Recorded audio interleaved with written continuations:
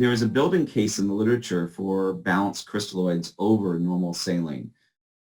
When we look at these IV fluids that we administer and we give, you'll see that we typically, stepping back, why do we give IV fluids? Well, we give IV fluids to increase blood volume and expand circulating plasma volume and improving perfusion in that way. And so we're giving these drugs to expand plasma and the blood volume.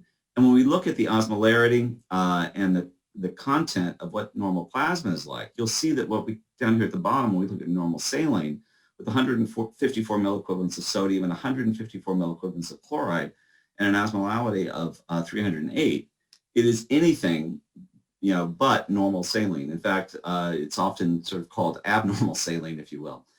Certainly, we're putting in a lot more chloride than what's in the plasma.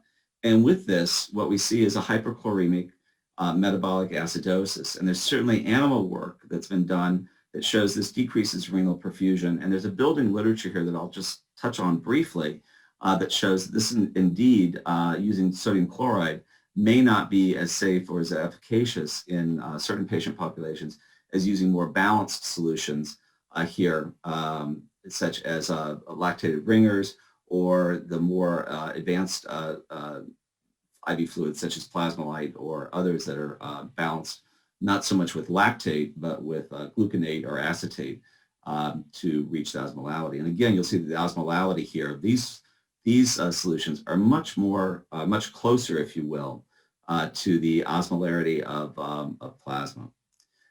So these IV fluids, they are different. They're made up, they're compounded in different ways, and we should be thinking about them differently as we use them. Certainly when you're going for a large volume, blood volume re-expansion, you want to be thinking about probably plasma, more plasma-like agents than what we see with normal saline. So what is the data on this? And it's evolving, and I think there's some, as I said, interesting data coming out. Just going over some more recent trials, the SPLIT trial was an ICU-based trial looking at almost 2,200 patients, almost 2,300 patients. And all of these studies that I'm about to go through, just very quickly, you'll see that definitely shows a balance towards or favors the balanced solutions as opposed to using normal saline when it comes to mortality. The SALT trial was also an ICU trial, and two large-scale trials that were done with crossover techniques, the SALT ED and the SMART trial. Again, now we're pushing almost 30,000 patients in this, again, lining up and continuing to sort of show the favor of balanced solutions versus saline.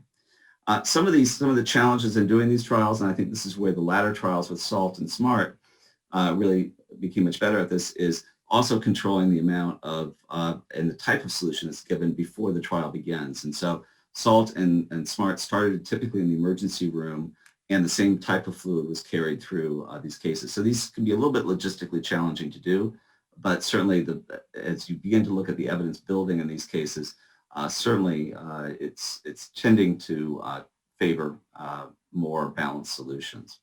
Two studies that are coming out to keep our eyes out, they're coming out around the corner here. There's a PLUS study coming out of Australia, New Zealand, it was designed to look at 8,800 patients. Unfortunately, with COVID, I think they've scaled their enrollment back, and that will be coming out about 5,700 patients or under 6,000. So it'll be coming out slightly underpowered, but hopefully that will add to the database here of studies that we're looking at, and maybe informative. And then there's a basic study looking at about 11,000 patients that hopefully will be out before too long. And again, it's a place to continue focusing and looking. One of the things I do want to come back to is the SMART trial. They did a secondary analysis of looking at patients with sepsis. So the subset out of that trial, roughly about almost 3,200 patients with septic shock that went to the medical unit from the emergency room. And certainly in the subset of sepsis, you'll see that they did reach statistical significance on both mortality as well as major renal outcomes. So again, building the evidence here and building the case that the choice of IV fluid certainly matters. And as we think about this, so this concept that the fluids are completely interchangeable, no, we really need to be thinking about, are we matching the makeup of the solution for what we're trying to accomplish with the patient.